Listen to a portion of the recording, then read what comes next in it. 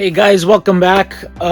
In today's video, I'm just gonna do a quick walk around with all the cars and basically try to give like an update where I am with all the projects. There's not a lot of them, but every car I feel is a project. It's just like owning a home, especially when they get older. In any case, I'm just gonna go down the line. Hopefully it'll be a short video just explaining what my plans are for each vehicle. You know, unfortunately, living in a state like I do, where it's, you know, you have a real winter, you can't really work on your cars year round. You have to kind of plan things out, and usually spring and summer you could do stuff, and in the fall, sometimes in the summer it's too damn hot to do it too, but in the winter you're kind of like at the mercy of the weather. So in any case, let's get right to it and go down the line with my cars. Okay guys, so let's start with the Viterbo. I have a few videos coming out on this car.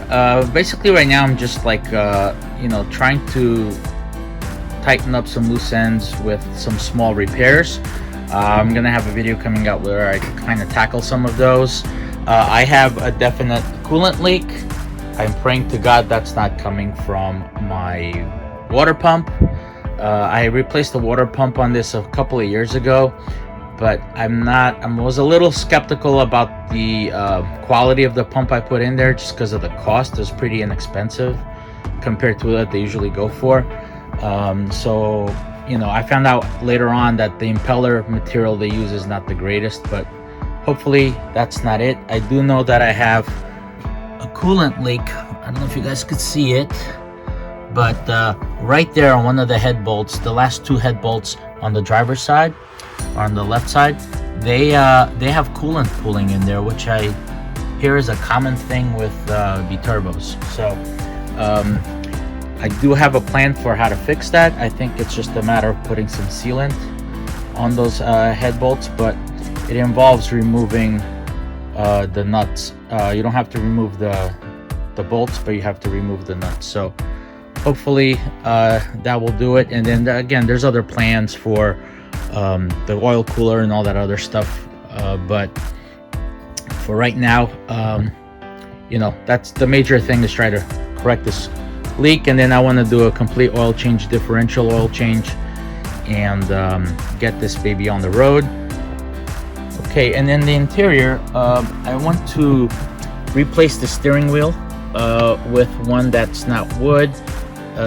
This is a lovely steering wheel, but it's just, even though the car has power steering, this is a very slick steering wheel. I always feel like if you don't wear gloves that it's not grippy to your hand, and I don't want to look like a douchebag driving with driving gloves. I'm not that guy. So in any case, the other thing on the interior, I definitely have to figure out this tear. This is not just the stitching that came apart, it's actually the material's torn. So those two are the two major things. And then obviously the seat belts, also very common issue with them not retracting, especially on the driver's side.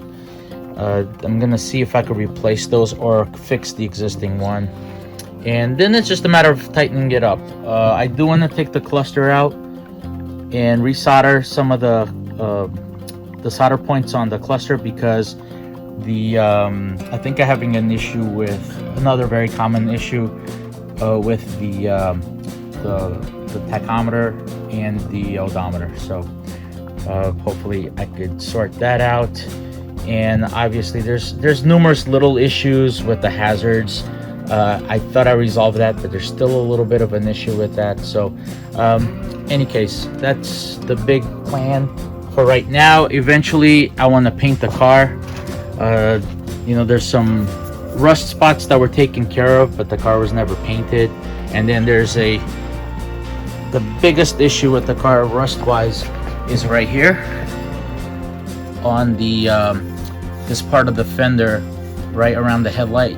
You have what happens is when you drive, the debris gets kicked up and it gets caked in over here, and it holds moisture against the sheet metal, and it starts to rust from the inside, and then you start to get just some paint bubbles, and then when you sand those down you realize that it's actually started eating your metal. But it's just that little corner. And then I got the same thing on the opposite side. On the opposite side, it's not on the outside of the fender, it's more on the inside here. But it's not as bad on this side, it's just that hole right there. So those are the 2 rust repairs. And then the one thing that I'm a little bit worried about is this. Another very common problem with Viterbos is rust around the windshield corners, bottom corners, especially on the passenger side. I had this repair done, but I think it was just like a out exterior patch. Yeah, I don't know how deep they went in there. I think I have to remove the windshield to really fix that. So I think there's gonna be it's gonna be an expensive thing to fix when it gets to the bodywork, but that kind of outlines everything. I could think every time you think you have something done, something else pops up, but that's where we are with the Viterbo. So let's move on to the other car. Okay guys, so this is the 4200 GT, or the Maserati Coupe GT, 6-speed transmission. So this is you know, this is my baby, but in all honesty, I don't really have anything to do on this car other than drive it. I want to drive this car more next year. This year was barely touched this thing. I think I started it twice. And these cars need to run to stay healthy, just like any Italian car. So that's really my plan for this car, just to get it on the road and enjoy it. Other than that, the car has never given me any problems, other than maybe waste some batteries from sitting. Because I haven't driven it that much, the clutch is fine, the brakes are fine. I don't really need to do anything to this car.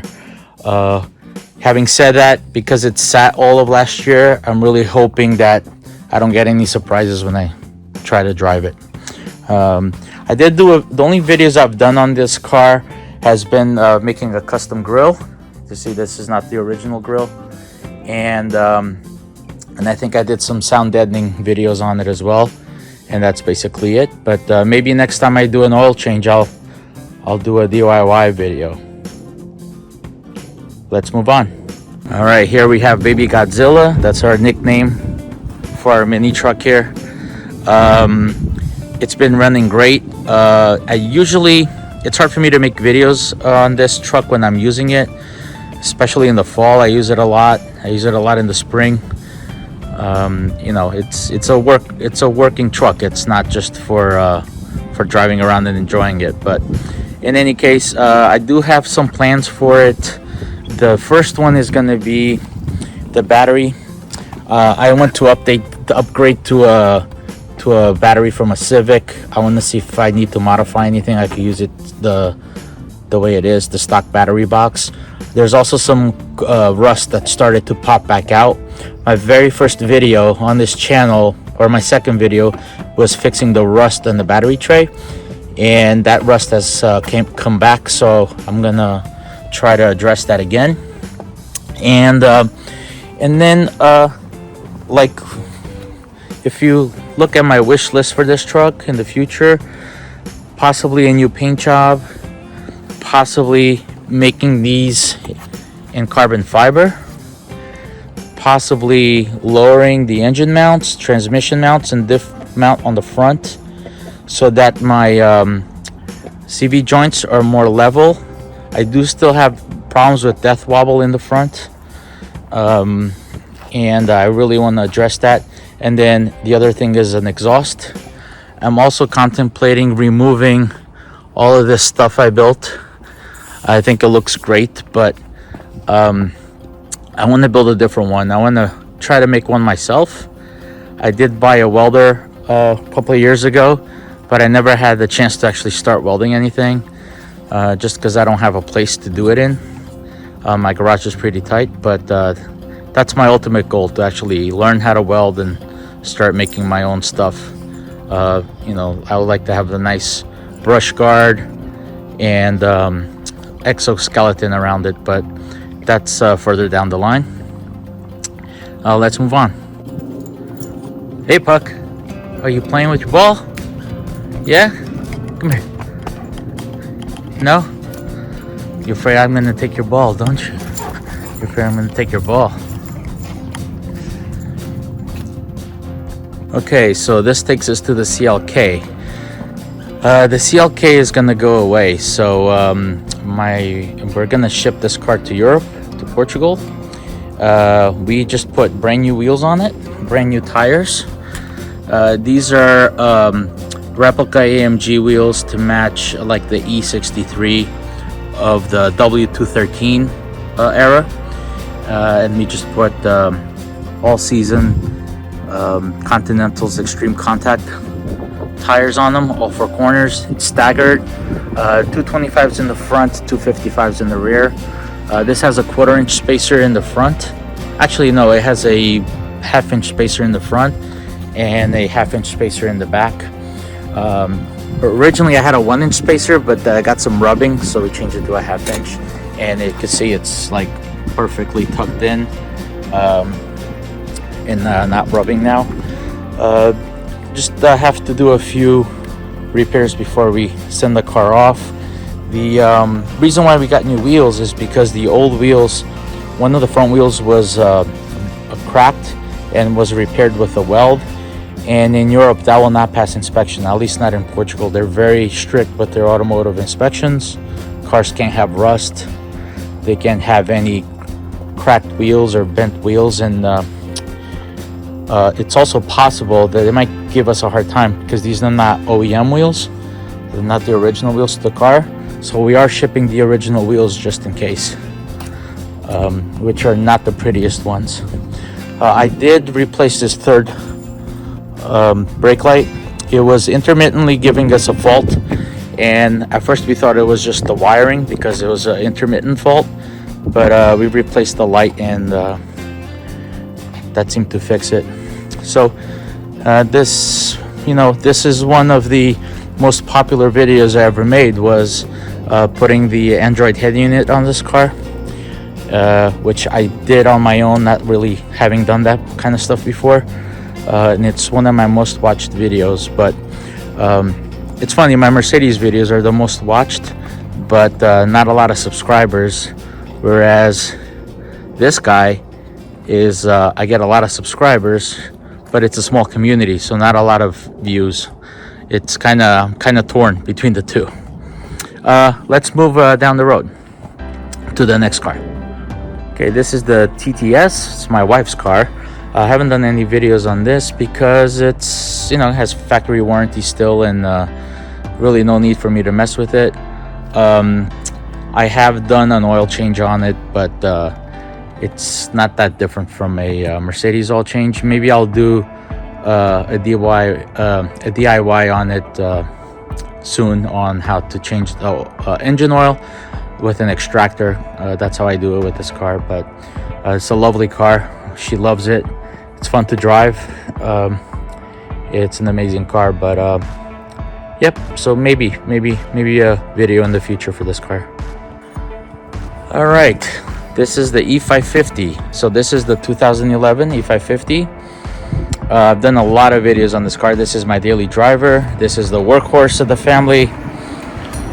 This is the car that we carry the dog in because it's the only one with a full back seat, and it's just a daily workhorse.